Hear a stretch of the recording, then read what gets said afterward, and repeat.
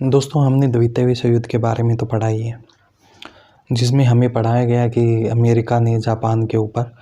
2 परमाणु हमले किए, जिसके कारण उनके 2 शहर हिरोशिमा और नागासाकी लगभग ख़त्म ही हो गए हैं। आज भी वहाँ पे अगर हम बात करें तो वहाँ पे आज भी जो बच्चे पैदा होते हैं वो कैंसर से ग्रस्त पैदा होते हैं। ऐसा इसलिए क्योंकि वहाँ के वायुमंडल में, वहाँ के वातावरण में आज भी रेडियो एक्टिव के कण हैं वो पाए जाते हैं, और जिसके कारण वहाँ से जो बच्चे पैदा होते हैं वो कैंसर से ग्रस्त पैदा होते हैं। तो दोस्तों, जो मैं आज आपके सामने कहानी लेकर आया हूँ, ये किसी आक्रमण की कहानी नहीं है कि किसी देश ने किसी के ऊपर परमाणु आक्रमण कर दिया। ये एक परमाणु हादसे की कहानी है, जो कि एक इतना बड़ा परमाणु हादसा था कि जिसके बाद जहाँ पे ये परमाणु परीक्षण हो रहा था उसको बंद करना पड़ा, उसकी 4 दीवारी करनी पड़ी। और जब 4 दीवारी से काम नहीं बना तो एक ऐसी परत बनाई गई, एक ऐसा ऊपर से कवर बनाया गया कि उस जगह को पूर्णतः ढक दिया गया कि वहाँ से रेडियो एक्टिव की जो कण है वो बाहर ना निकले, हवा में ना मिले। नमस्कार दोस्तों, मेरा नाम है युद्धवीर कादन। आप सबका स्वागत है मेरे यूट्यूब चैनल पे। दोस्तों, मैं बात कर रहा हूँ एक ऐसे परमाणु हादसे की जिसको बोला जाता है कि ये इतना बड़ा परमाणु हादसा था कि जिसमें 1.5 लाख लोगों की जान गई। जी हाँ दोस्तों, चेरनोबिल एक ऐसी परमाणु हादसा था कि जिसके कारण आज भी अगर उस इलाके की हम बात करें जहाँ पे ये हादसा हुआ था, गूगल उसकी पॉपुलेशन 0 दिखाता है, क्योंकि वहाँ पे आज भी या अगले कई हज़ार साल तक भी वहाँ पे जीवन यापन की सुविधाएं नहीं हो सकती हैं। उसका वातावरण ऐसा नहीं हो सकता है कि वहाँ पे लोग अपना जीवन यापन कर सकें। ये कैसे हुआ था दोस्तों? ऐसा बताया जाता है कि 1986 के आसपास अमेरिका और जो ये अपना सोवियत संघ था, दोनों के बीच में शीत युद्ध चल रहा था और दोनों के बीच में हथियार बनाने की होड़ लगी हुई थी, किसके पास कितने घातक हथियार हों, मतलब दुनिया पे राज करने की होड़ लगी हुई थी। तो उस समय पे दोनों देशों ने अपने अलग अलग जगह पे परमाणु परीक्षण के केंद्र बनाए हुए थे, और ऐसा ही एक केंद्र बनाया हुआ था सोवियत संघ ने, जो कि आज का यूक्रेन जो बन चुका है उसमें ये जगह आती है आज की। और यूक्रेन की जो राजधानी है कीव, उससे लगभग 80-90 किलोमीटर ये दूर पड़ती है। तो वहाँ पे एक केंद्र बनाया हुआ था और यहाँ पे 4 जो रिएक्टर थे वो बनाए गए थे, और जो ये धमाका होता है ये 4थे नंबर वाले रिएक्टर में होता है, क्योंकि उसमें ऐसा मीडिया से रिपोर्ट है कि उस वाले जो रिएक्टर होता है 4 नंबर वाला, उसमें पोटासियम और बिजली का जो रिएक्शन होता है उससे जो परमाणु कण थे वो बनाए गए थे, और जिसके कारण वो इतना हीट जनरेट कर रहा था कि उसको ठंडा रखने के लिए जिस बर्तन में वो बनाया गया था, मतलब एक तरीके का हम बर्तन ही लेके चले कि जिस रिएक्टर में वो बनाया गया था कि उसको चारों ओर से पानी उसमें डालना पड़ता था बार बार उसको ठंडा करने के लिए, कि उसको ठंडा रखा जा सके।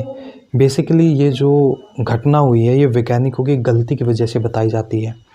कि जिस समय 2 या 3 वैज्ञानिक वहाँ पे थे, उनकी लापरवाही के कारण ये घटना हुई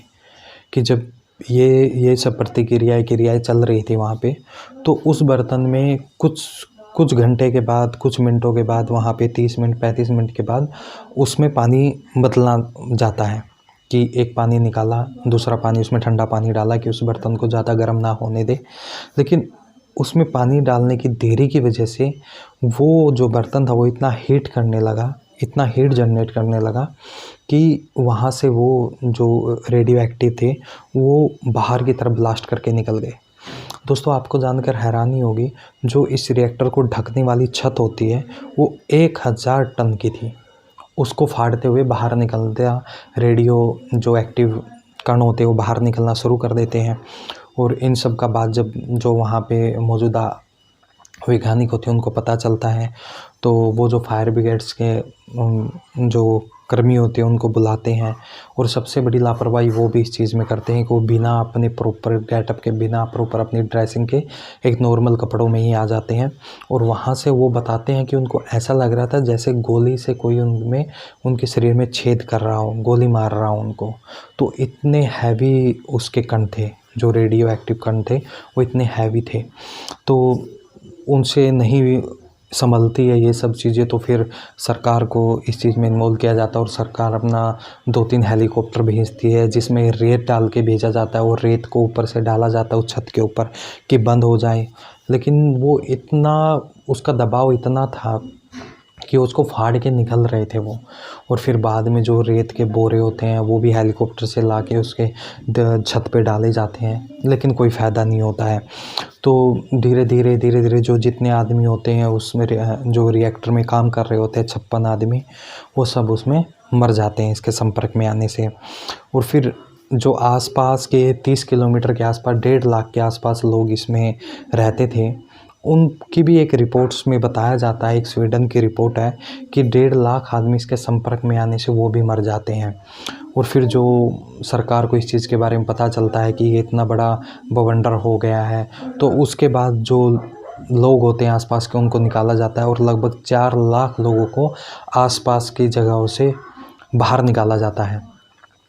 तो जब तक इसको कंट्रोल किया जाता है सरकार के द्वारा, इसको बंद किया जाता है, तब तक रेडियो एक्टिव बहुत ज़्यादा फैल चुका होता है। और अगर हम रूस की बात करें तो बेलारूस एक जगह है, वहाँ पे 60% मतलब वायु में इसके कण थे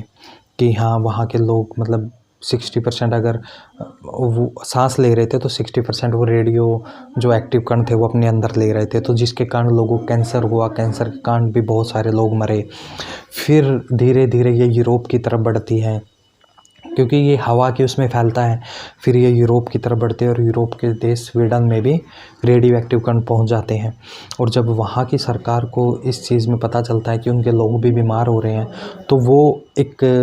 वैज्ञानिकों से इसका सर्वे करवाती है। तो जब उनको पता चलता है कि 40% तक रेडियो एक्टिव कण इसमें मौजूद है आपके वायुमंडल में, तो वो फिर जो रूस होता है, रूस से इस चीज़ के बारे में पूछती है, सोवियत संघ से, कि हमारे लोगों की जान का सवाल है, आप बता दीजिए कि कहाँ क्या हुआ है। तो तब रूस बताता है कि ऐसे ऐसे हमारा एक जो सेंटर था, जो परमाणु सेंटर था, वहाँ पे ब्लास्ट हो गया था और उसके कारण ही आपके वहाँ पे ये फैल चुका है। तो फिर वहाँ से उसको बंद करने की कवायद होती है और इतनी बड़ी दीवार वहाँ पे बनाई जाती है कि वहाँ उसको रेडियो एक्टिव के जो कण है वो बाहर ना आए। लेकिन समय के साथ साथ वो दीवार भी छिन भिन हो जाती है, टूट जाती है। तो अभी की अगर हम बात करें तो वहाँ पे इतनी मोटी एक दीवार बनाई गई है, इतनी मोटी एक लोहे की एक परत बनाई गई है कि जो अगले 100 साल तक उसको दबा के रख सकती है। अगर हम उस जगह की बात करें तो अगर आप गूगल पे सर्च करोगे तो उस जगह पे आज भी पॉपुलेशन 0 दिखाई देती है कि क्योंकि वहाँ का वातावरण इतना प्रदूषित हो चुका है कि वहाँ पर रहने लायक, अगर वैज्ञानिकों की स्टडी की बात करें तो अगले 20,000 साल तक वहाँ पे कोई इंसान रहने के लिए नहीं सोच सकता है, क्योंकि वहाँ पे इतना प्रदूषण हो चुका है इन चीज़ का। तो ये दोस्तों एक हादसा था जिसके कारण अलग अलग देशों ने अलग अलग स्टडी की है। अमेरिका इसको 2 लाख के आसपास लोगों की हत्याएं बताता है, स्वीडन 1.5 लाख बताता है और रूस जो है वो 50,000 के आसपास लोगों की मृत्यु बताता है कि इसके कारण लोगों की मृत्यु हुई है। दोस्तों, अगर मेरा कंटेंट आपको पसंद आए तो मेरे चैनल को सब्सक्राइब जरूर कीजिएगा। धन्यवाद दोस्तों।